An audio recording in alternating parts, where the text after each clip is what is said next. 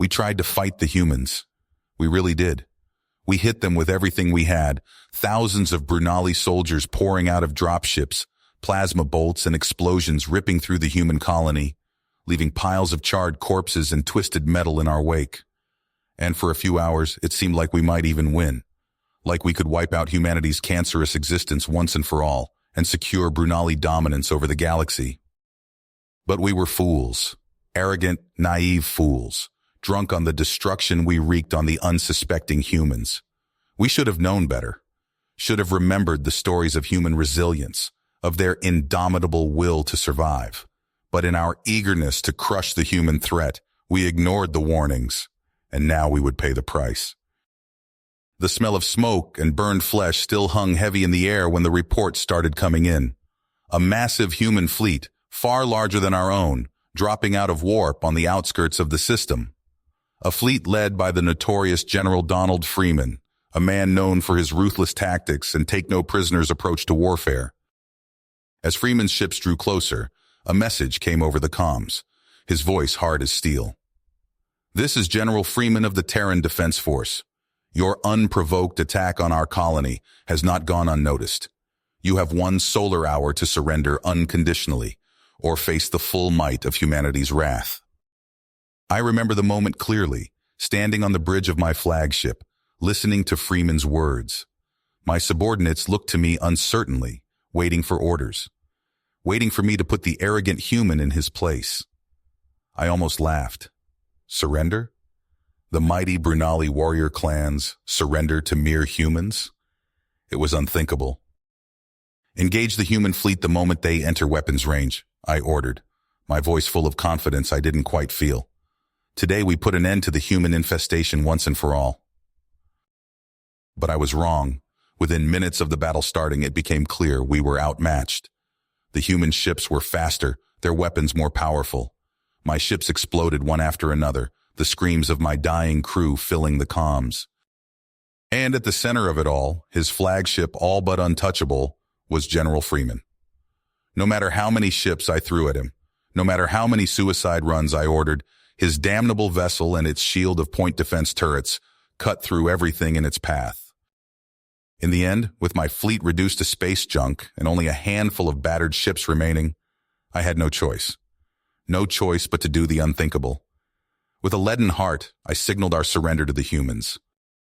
Freeman's voice crackled over the comms, cold and merciless. "Your surrender is accepted, Commander Alara. But let this be a message to the Brunali, and to any other race foolish enough to challenge us. Humanity will no longer tolerate threats to our existence. Attack us again, and we will wipe you from the face of the galaxy." And as I sat in my ruined command chair, choking on the acrid tang of defeat, I realized the terrible truth. The humans weren't just another race to conquer. They were a force of nature, an unstoppable tide, and we had just unleashed their fury upon the stars. The human dropships descended through the thin clouds of the Brunali homeworld, settling onto the scorched landing pads surrounding the capital city. General Donald Freeman strode down the ramp of his personal transport, flanked by a contingent of heavily armed Marines. The once proud Brunali architecture now lay in ruins, shattered by the fury of human orbital bombardment and ground assault. Freeman marched into the government complex, his boots crunching over shards of glass and rubble. Inside the main chamber, the remnants of the Brunali leadership awaited, their faces drawn and haggard. Commander Alara sat at the head of the long table, his eyes hard and defiant despite the defeat. "The Terran Federation accepts your unconditional surrender," Freeman began, his voice echoing in the cavernous room. "We will now discuss the terms of the occupation and the future of your species." The negotiations stretched on for hours, the humans dictating a litany of demands and concessions. Disarmament of the Brunali military, human control over key industries and infrastructure, a prohibition on Brunali spaceflight and advanced technology research. Ilar and the others gritted their teeth but signed the accords, knowing they had no choice. But even as the ink dried on the surrender documents, the first shots of a new kind of war rang out across the planet. Hardline Brunali militants, refusing to accept the capitulation, launched a campaign of guerrilla resistance against the human occupiers. Improvised explosives detonated in human patrol vehicles. Snipers picked off soldiers in the streets. Collaborators were dragged from their homes and executed as traitors. The humans responded with brutal crackdowns, kicking in doors, conducting mass arrests, and establishing checkpoints and curfews. But the insurgents melted away into the civilian population, impossible to fully root out. The occupation quickly turned into a grinding quagmire, with human casualty reports arriving daily, and the Brunali population growing ever more embittered under the jackboot of human rule. Freeman knew he needed a new approach. He summoned Alara to his headquarters, the once proud commander now a sullen prisoner of the humans. Freeman leaned across the table, his eyes boring into Alara's. "This insurgency is pointless. More of your people are dying every day. It needs to stop." Alara met his gaze stonily. "My people will never accept human domination." "Then help me find a way out of this," Freeman pressed. "Denounce the militants. Work with the moderate factions. We can still forge a peace." Alara looked away, torn between his hatred for the humans and the growing toll of the conflict on his species. "I will consider it," he said finally. But even as Alara wrestled with his choice, the resistance took a terrifying new turn. A cell of radical militants had acquired a cache of antimatter warheads, smuggled out of a Brunali military depot in the chaotic final days of the war. Now they issued an ultimatum: withdraw all human forces within 48 hours, or see millions incinerated in the occupied cities. Freeman mobilized every asset at his disposal to track down the warheads before the deadline. Strike teams kicked down doors. Surveillance drones and spy satellites worked around the clock. Informants were pressured and threatened for leads. At the same time, Freeman opened secret back-channel negotiations with Alara and a handful of other moderate Brunali leaders he thought could help bring the crisis to a resolution. All the while, the clock was ticking down towards a catastrophe that could shatter the fragile occupation and plunge both species into a war more devastating than any before. As Freeman worked tirelessly to prevent catastrophe, a new threat emerged from within his own ranks. Colonel Silas Hawkins, a decorated officer with a reputation for brutal efficiency, saw Freeman's diplomatic efforts as a sign of weakness. Hawkins believed that only through complete domination could humanity secure its future among the stars. In the dead of night, Hawkins and his loyalists struck. They seized control of the main command center, communication hubs, and weapons depots with swift precision. Freeman awoke to the sound of gunfire and explosions rocking the compound. "Sir, we're under attack," shouted Captain Chen as she burst into Freeman's quarters. "It's Hawkins. He staged a coup." Freeman grabbed his sidearm and followed Chen through the chaos-filled corridors. Loyalist troops engaged Hawkins' forces in firefights throughout the base. The general's mind raced as he realized the magnitude of the betrayal. They rounded a corner and came face to face with a squad of Hawkins' men. Freeman and Chen dove for cover as plasma bolts sizzled past. The general returned fire, downing two of the attackers. "We need to get off-world," Freeman growled. "Rally whoever's still loyal and meet me at the auxiliary landing pad." As Chen sprinted off to gather reinforcements, Freeman made his way to the detention center. He found Alara's cell and quickly disabled the lock. "What's happening?" the Brunali commander demanded.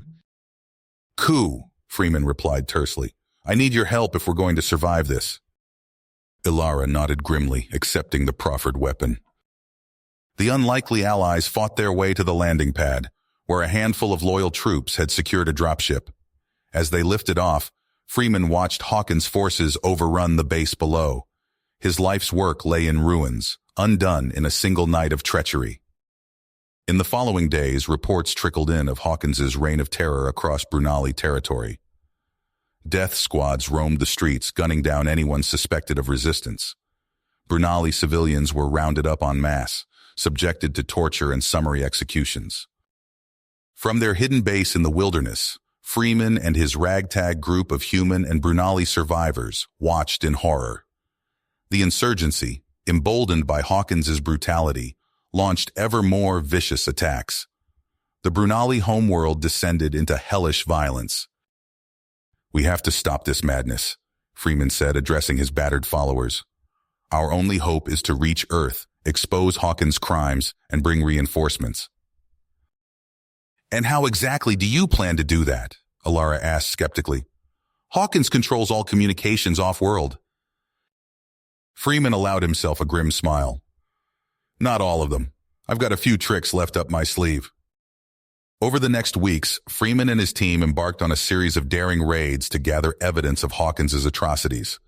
They hacked security feeds, stole data cores, and rescued prisoners who could testify to the Colonel's crimes. But as they worked to build their case, they uncovered something far more sinister. Hidden communiques between Hawkins and shadowy figures on Earth hinted at a vast conspiracy, one that saw the subjugation of the Brunali as merely the first step towards human galactic domination. "My God," Freeman breathed as he pored over the encrypted files. "This goes deeper than we ever imagined." With time running out and Hawkins' noose tightening, Freeman knew they had to act. But even as they prepared their desperate mission to Earth, powerful forces were aligning against them. The fate of two species, and perhaps the galaxy itself, hung in the balance. Freeman crouched in the shadows of Hawkins's fortified base, his heart pounding. Beside him, Captain Chen worked furiously on a handheld device, her fingers flying across the holographic interface. "I'm in," she whispered, accessing his secure comms now. The general leaned in, eyes scanning the stream of data. Suddenly, he froze. "Wait, go back." Chen scrolled up, revealing a transmission that made Freeman's blood run cold. He read it twice, refusing to believe what he was seeing. "Son of a bitch," he breathed. "Hawkins is working with Brunali extremists. He's giving them antimatter warheads." "What?" Chen hissed. "Why would he arm the enemy?" Freeman's mind raced, piecing together the horrifying truth. He wants chaos, total war. If those militants set off those warheads... He didn't need to finish the thought. Both humans knew the devastation such weapons could unleash. Back at their hidden base, Freeman paced as he laid out the situation to Alara and the rest of his ragtag team. The Brunali commander's face hardened as he absorbed the implications. "This changes everything," Alara said. "My people, your people, will all suffer if Hawkins succeeds." Freeman nodded grimly. "We need to stop him. All of us, working together." Over the next hours, they hatched a plan. Ilara reached out to his old resistance contacts, building a coalition of moderate Brunali willing to work with Freeman's loyalists. Meanwhile, the general's human allies on Earth redoubled their efforts to expose Hawkins' treachery. Days blurred together in a frantic rush of covert operations. Freeman led strike teams to hit Hawkins' weapon caches. Alara's rebels provided crucial intelligence on militant strongholds. They raced against time, knowing each moment brought them closer to catastrophe. In the bombed-out ruins of what was once a Brunali metropolis, Freeman's team engaged in a firefight with Hawkins' troops. Plasma bolts sizzled through the air as they leapfrogged from cover to cover. "Contact left!" shouted a human marine. Freeman spun, dropping two hostiles with precise shots. Beside him, a Brunali rebel tossed a grenade, collapsing a section of wall onto the enemy position. The unlikely allies fought with desperate intensity, united by a common purpose. As they secured their latest objective, Freeman received word from his Earth contacts. They'd managed to leak proof of Hawkins' dealings to the media. The news spread like wildfire, igniting outrage across human space. But Hawkins wasn't going down without a fight. Reports flooded in of increased brutality, entire Brunali neighborhoods leveled, summary executions in the streets. The colonel was lashing out, hoping to crush all resistance through sheer savagery. It all came down to a final desperate assault. Intel pinpointed the last warhead in a fortified bunker. Freeman knew it was now or never. The battle raged for hours. Human and Brunali fought side by side, clawing their way through layers of defenses. Freeman watched soldiers on both sides fall, their sacrifices carrying the team ever closer to their goal. At last, they breached the inner sanctum. Freeman sprinted for the warhead containment unit. A stray shot caught Alara in the chest, sending the Brunali commander crumpling to the ground. But even as he fell, he managed to take out the last militant guard. With trembling hands, Freeman disarmed the warhead. They'd done it. The immediate threat was neutralized. But as he turned to check on Alara, Freeman knew the war was not nearly finished. Hawkins was still out there, and only by standing together could they hope to end his reign of terror once and for all. Freeman stood over Alara's unconscious form, watching the Brunali medics work frantically to stabilize him. The commander's chest rose and fell in shallow breaths, his blue skin pale and clammy. "Will he make it?" Freeman asked, his voice tight. The lead medic looked up, her 4 eyes blinking rapidly. "It's too soon to tell, General. The plasma bolt did extensive damage to his thoracic cavity. We're doing everything we can." Freeman nodded grimly. He squeezed Alara's shoulder before striding out of the makeshift medical bay. There was no time for sentiment, not with Hawkins still at large. In the Rebel Coalition's command center, a converted Brunali warehouse, Freeman pored over holographic schematics of Hawkins's stronghold. Captain Chen stood at his side, her face etched with concern. "Sir, we've lost 3 infiltration teams already," she said. "The outer defenses are impenetrable." Freeman's eyes hardened. "We need a new approach, something unexpected." As if on cue, a young human captain burst into the room. "General, I have an idea that might work." Freeman turned, eyebrow raised. "Go on, Captain." "Garza, sir. Lee Garza," the officer said, snapping to attention. "We have Brunali collaborators making supply runs to the stronghold. What if we hit a strike team in one of the shipments?" Freeman stroked his chin, considering. It was risky, but they were running out of options. "Lay it out for me, Captain." Hours later, Garza crouched in the cramped confines of a cargo container, surrounded by his hand-picked team of humans and Brunali. The air was stale, filled with nervous tension. 2 minutes to checkpoint," a voice crackled over their secure comms. Garza checked his weapon one last time. "Remember, once we're inside, we move fast and quiet. Our priority is reaching that communications array." The container jolted to a stop. Muffled voices filtered through the metal walls as Hawkins's troops inspected the shipment. Garza held his breath, finger hovering near the trigger. Suddenly, the container lurched forward again. They were through. "Go time," Garza whispered. They burst from the container, catching the loading dock guards completely off guard. Garza's team moved with ruthless efficiency, neutralizing the threats before an alarm could be raised. But their advantage was short-lived. As they pushed deeper into the stronghold, Hawkins's forces quickly mobilized. The narrow corridors became killing grounds, each room a potential ambush. Garza ducked behind a corner as plasma bolts screamed past. 2 of his team lay motionless behind him, their lifeless eyes staring at nothing. He gritted his teeth and returned fire, downing a pair of Hawkins' troops. "We're pinned down in Sector 7, he shouted into his comm. "Need backup." Outside the stronghold, General Freeman watched the battle unfold on tactical displays. Explosions rocked the massive structure as his forces hammered the outer defenses. "Push forward," he ordered. "We need to draw their attention away from Garza's team." Days blurred together in a haze of gunfire and adrenaline.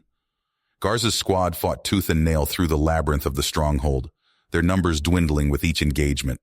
But slowly, inexorably, they clawed their way toward their objective. Finally, they reached the communications hub. Garza's remaining operatives secured the room as he frantically worked to establish a connection. "This is Captain Lee Garza," he said, his voice broadcasting to every human comm channel. "By order of General Donald Freeman, all forces are to stand down immediately.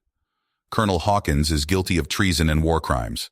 The proof is in the data I'm transmitting now." As the evidence of Hawkins's betrayal spread, the tide began to turn. Human soldiers, sickened by what they saw, abandoned their posts in droves. But Hawkins wasn't finished. In the Stronghold's command center, the rogue colonel activated a final failsafe. Antimatter mines, buried throughout the complex, armed with a silent hum.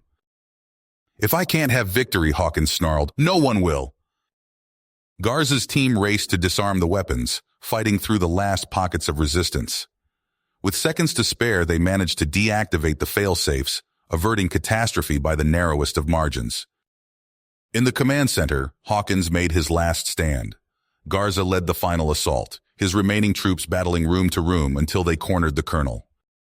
"It's over, Hawkins," Garza said, weapon trained on the man who had caused so much suffering. Hawkins sneered, raising his own gun. "It will never be over." A furious firefight erupted. When the smoke cleared, Hawkins lay on the ground, wounded but alive. Garza stood over him, breathing heavily. "Cuff him," Garza ordered. "He'll answer for what he's done."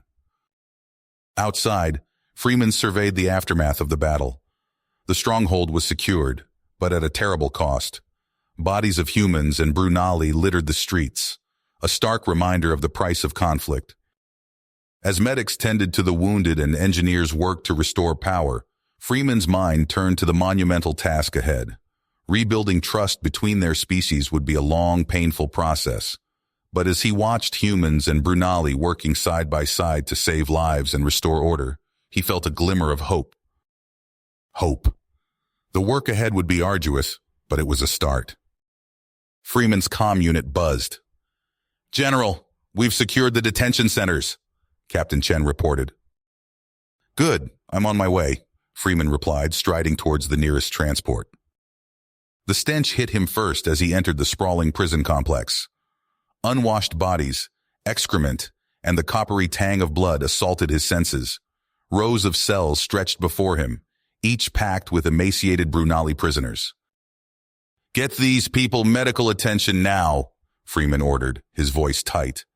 He watched as human medics rushed in, working alongside Brunali volunteers to assess and treat the most critical cases.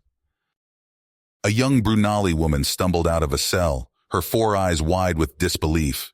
"Is it true?" she asked, her voice barely above a whisper. "Are we free?" Freeman nodded, gently guiding her towards a medic. "Yes, you're safe now." As he moved through the complex, Freeman cataloged the horrors. Torture chambers with blood-stained implements. Mass graves filled with decomposing bodies.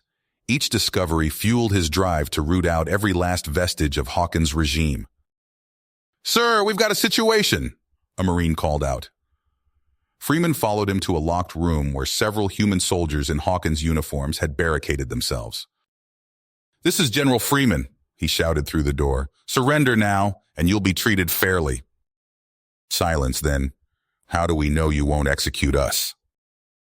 "Because we're better than that," Freeman replied. "Don't make me break down this door."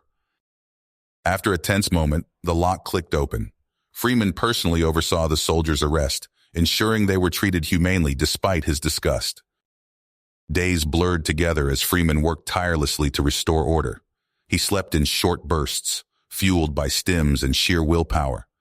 Every free moment was spent at Alara's bedside, watching the Brunali commander fight for his life. "He's stabilizing," the human doctor reported, "but it's touch and go." Freeman nodded, squeezing Alara's hand. "Keep fighting, my friend. We've got work to do." As Alara's condition improved, their conversations grew longer and more substantive. They spoke of the future, of healing the wounds between their peoples. "It won't be easy," Alara said, his voice weak but determined. "There's so much pain, so much anger." Freeman leaned in. "I know, but we have to try. Will you help me?" Alara's 4 eyes blinked slowly. "Yes, for the sake of both our peoples." With Alara's guidance, Freeman reached out to moderate Brunali leaders. He met them in a bombed-out building that once served as a community center, a stark reminder of the conflict's toll. "I'm not here to dictate terms," Freeman began. "I'm here to listen, to find a way forward together." The Brunali were skeptical at first, but as the hours wore on, a tentative trust began to form. They spoke of their people's suffering, of the need for justice and restitution. Freeman listened, taking notes and asking questions. "I can't undo what's been done," he said finally, "but I swear to you, I will do everything in my power to make this right." The council took shape over the following weeks. Human and Brunali representatives worked side by side, tackling the monumental task of rebuilding a shattered world. It wasn't always smooth. Old hatreds and suspicions flared up repeatedly, but slowly progress was made. Freeman stood before a mass grave, watching as forensic teams exhumed bodies for identification and proper burial. A Brunali elder approached, her face etched with grief. "My son is in there," she said softly. He spoke out against the occupation. They took him away in the night. Freeman met her gaze, his throat tight. "I'm sorry. We'll find him. We'll give him the respect he deserves." The truth and reconciliation process was painful for all involved. Freeman listened to countless stories of atrocities, each one a weight on his conscience. But he knew it was necessary for healing to begin. As Ilara regained his strength, Freeman arranged for him to address the Brunali people. The commander's words were broadcast across the planet, reaching even the most remote settlements. "My brothers and sisters," Ilara began, his voice wavering slightly. "We have suffered greatly, but now we have a chance for peace. A chance to build a future together with our human neighbors.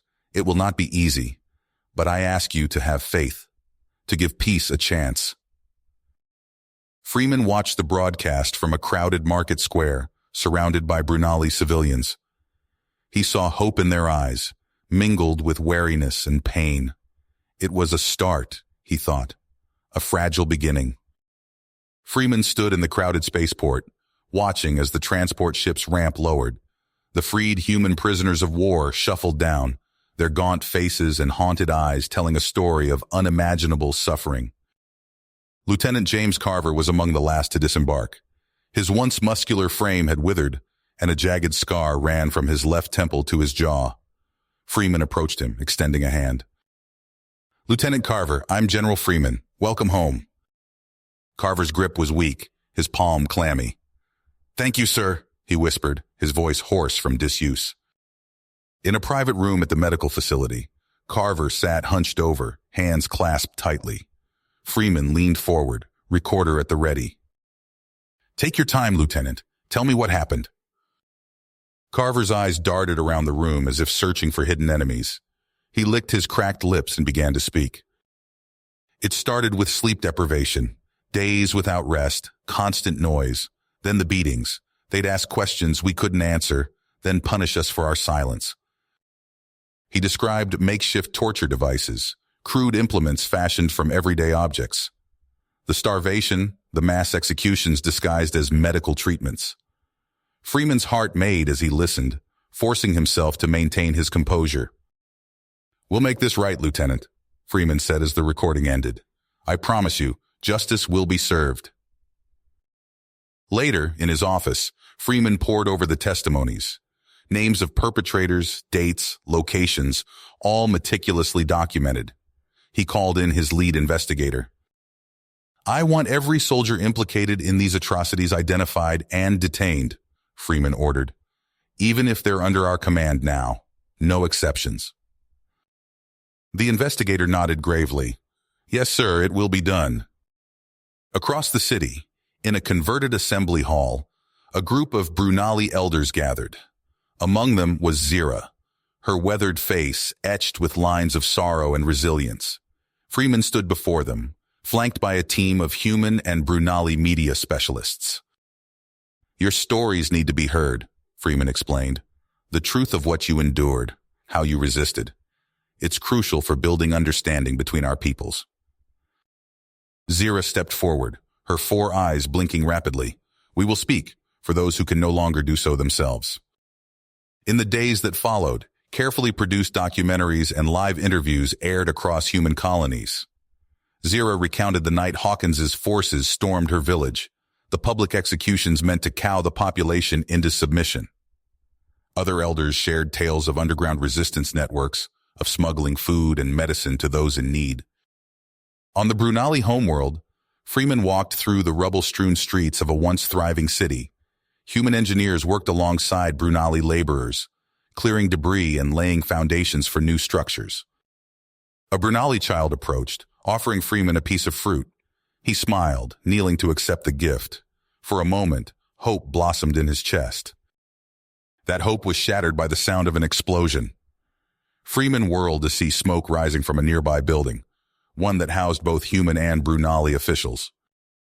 "Get me a security team now!" Freeman barked into his comm unit as he sprinted toward the blast site. Amid the chaos, he spotted a familiar figure stumbling from the wreckage. Alara, his blue skin ashen, blood seeping from a gash on his forehead. Freeman rushed to his friend's side, supporting him as medics converged on the scene. "Alara, what happened?" The Brunali commander's 4 eyes struggled to focus. "Ambush! They were waiting for us."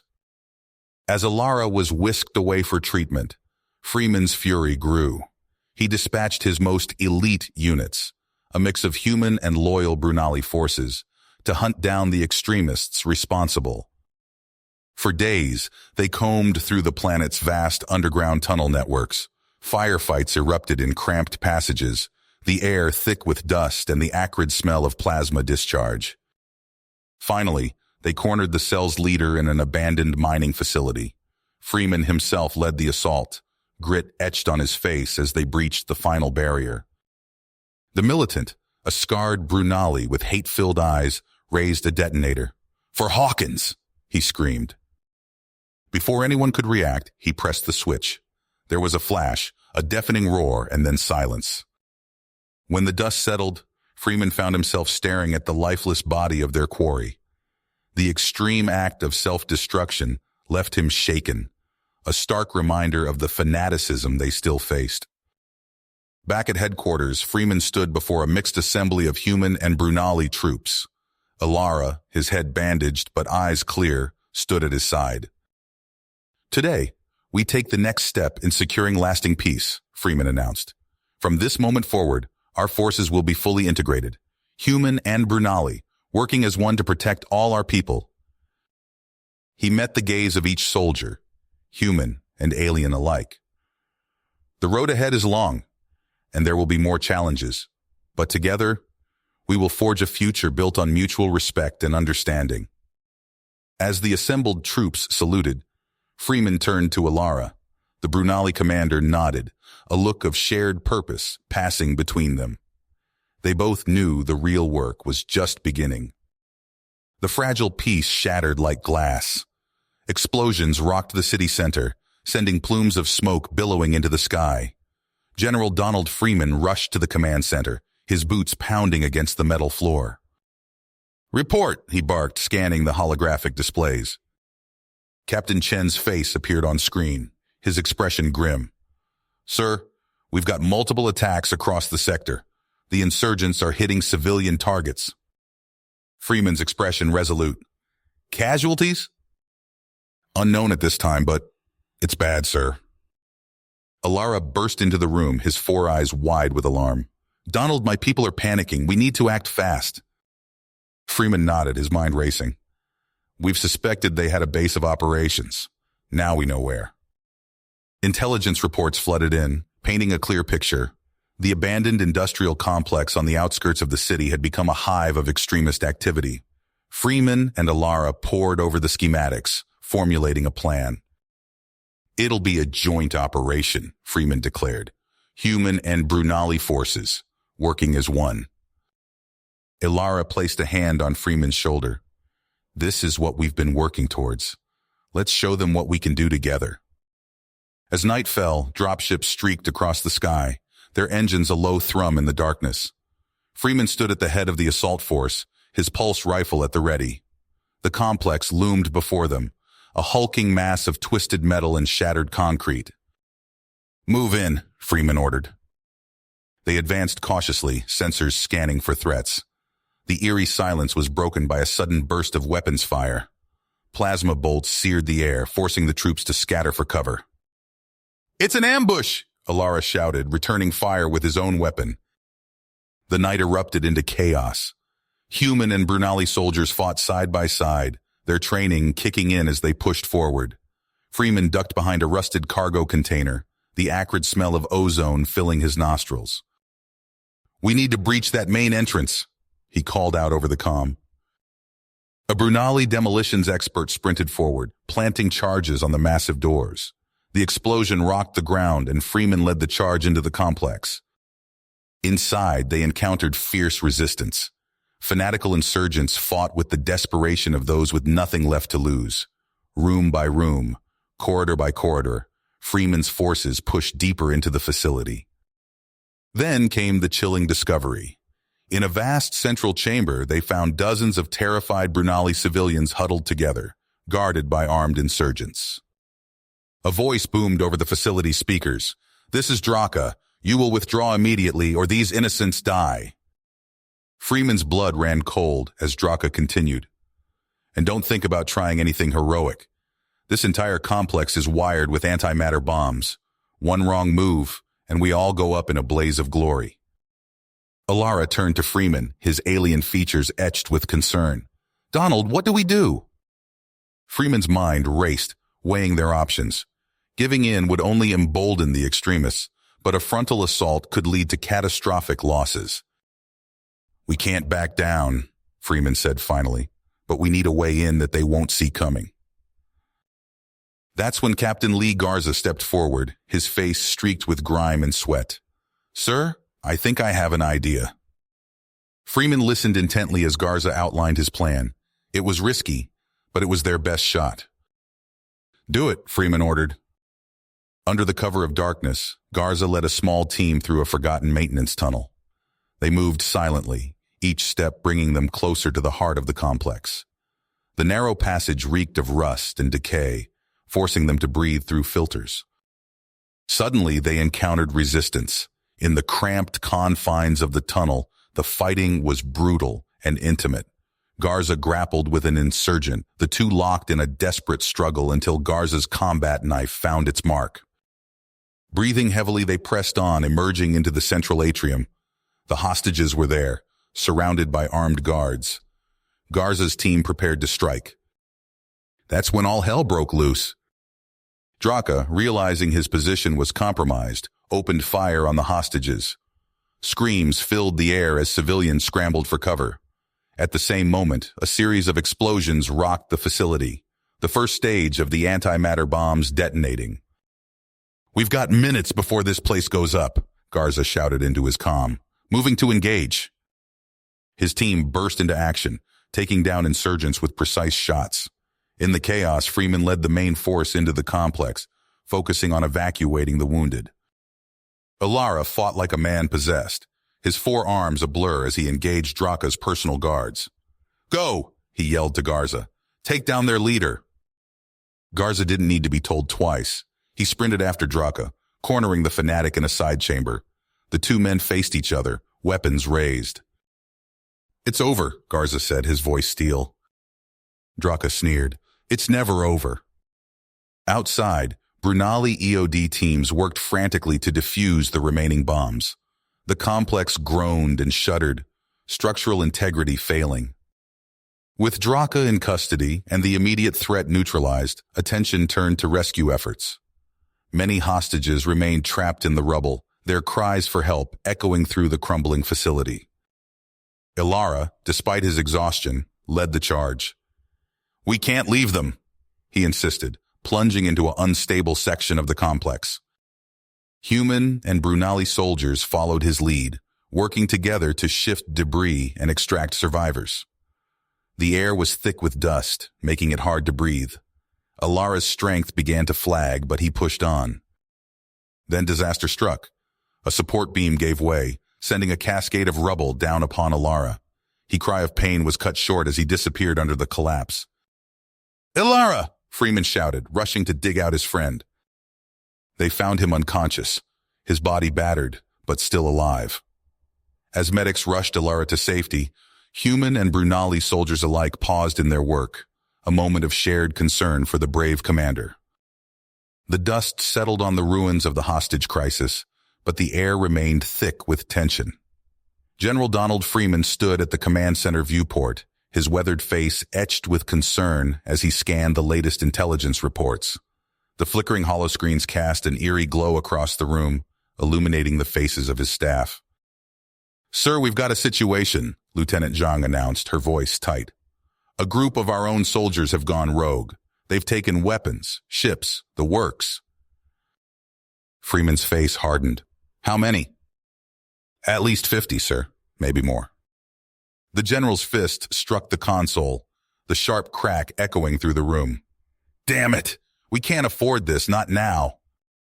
He turned to face Captain Lee Garza, who stood at attention nearby. Garza, I need your team on this. Track them down, neutralize the threat. We can't let these bastards undo everything we've worked for. Garza nodded, his eyes hard. We're on it, sir. The hunt began. Garza's strike team pursued the renegades across a dozen worlds, each confrontation more brutal than the last. On Novus Prime, they cornered a group of deserters in an abandoned mining facility. Plasma bolts seared the air as Garza's team advanced through twisting corridors. Contact left! Sergeant Reyes shouted, ducking behind a rusted ore processor as return fire peppered his position. Garza signaled to his tech specialist, Torres, jam their comms. A high-pitched whine filled the air as Torres activated the signal disruptor. In the ensuing confusion, Garza's team pressed their advantage. They moved with practiced precision, clearing room after room until only one renegade remained. Briggs cowered in a corner, clutching a bleeding wound in his side. Garza approached, weapon trained on the man's chest. Talk, Garza demanded. Who's running this show? Briggs spat blood, his eyes defiant. Go to hell, traitor. Hours later, in a makeshift interrogation room, Briggs finally broke. Grayson, he gasped. It's Grayson, ex-Special Forces. He's going to take out that four-eyed freak Alara. Garza's blood ran cold. He keyed his comm unit. Get me General Freeman, now. On the Brunali homeworld, Ilara worked tirelessly to bridge the divide between his people and humanity. He moved through crowded halls, shaking hands with human and Brunali alike, his four eyes constantly scanning the faces around him. The path to peace is not easy, he told a group of Brunali elders, but it is necessary. We must move forward together. In a secure conference room, Ilara and Freeman pored over documents, finalizing the framework for a unified defense command. This is history in the making, my friend, Freeman said, clasping Ilara's shoulder. The ceremony was set. Dignitaries from both species gathered in the grand hall, an air of cautious optimism filling the space. Ilara stood at the podium, flanked by Freeman and other key figures. Today we take a monumental step, Ilara began. The explosion rocked the building, cutting off his words. Smoke filled the air as armed figures swarmed into the hall. Plasma bolts crisscrossed the room as panicked screams erupted from the crowd. Protect Ilara! Freeman bellowed, drawing his sidearm. Ilara's guards formed a protective circle around him, returning fire as they tried to move him to safety. Human and Brunali soldiers alike joined the fray, fighting side by side against the insurgents. Through the chaos, a hulking figure emerged. Grayson, his face twisted with hate, charged towards Ilara. The Brunali leader's guards fell one by one as Grayson carved a path of destruction. Ilara stood his ground, facing his would-be assassin. Your hatred cannot stop what we've begun, he declared. Grayson snarled, raising his weapon. A burst of fire caught Ilara in the chest, sending him crumpling to the ground. Before Grayson could finish the job, Garza's team burst into the hall, laying down suppressing fire. Take him alive, Garza ordered as his squad surrounded the renegade leader. The battle raged on, but the tide had turned. With Grayson subdued, the remaining insurgents were quickly overwhelmed. As medics rushed to Ilara's side, Freeman surveyed the devastation, his face grim. In the aftermath, Freeman stood in the hospital corridor, his uniform stained with blood and soot. Through the window, he watched as doctors worked frantically to save Ilara's life. A young aide approached, datapad in hand. Sir, what about the ceremony? The press is asking. Freeman's eyes never left the window. Bring them here. We finish this now, at Ilara's side. As life support machines beeped a steady rhythm, Freeman put pen to paper. The unified human Brunali command became reality, witnessed by the unconscious form of the man who had given everything to make it possible. The acrid smell of burnt flesh and ozone filled the air as medics rushed Alara into the hospital's trauma ward. General Freeman stood outside, his face etched with worry as he watched the doctors work frantically to save the Brunali leader's life. "Status report!" Freeman barked into his comm unit, his eyes never leaving the operating room window. "Sir, we've got militia cells popping up across 3 sectors," a harried voice replied. "They're hitting our supply lines hard." Freeman's teeth clenched. "Coordinate with Admiral Zhao. I want every available ship on high alert." Inside the operating room, Alara's 4 eyes fluttered open briefly. The lead surgeon, Dr. Krell, leaned in close. "Stay with us, Commander," she urged, her voice steady despite the chaos around her. "We're not letting you go that easily." As Alara fought for his life, Captain Garza and his team touched down on a desolate world in the outer rim. Wind-whipped sand stung their faces as they exited the dropship, weapons at the ready. "Torres, what have we got?" Garza asked, scanning the barren horizon. The tech specialist consulted her handheld scanner. "Energy signatures half a click north, sir, consistent with a large weapons cache." Garza nodded grimly. "Move out, and watch your 6. I don't like how exposed we are out here." The team advanced cautiously across the rocky terrain, every sense on high alert.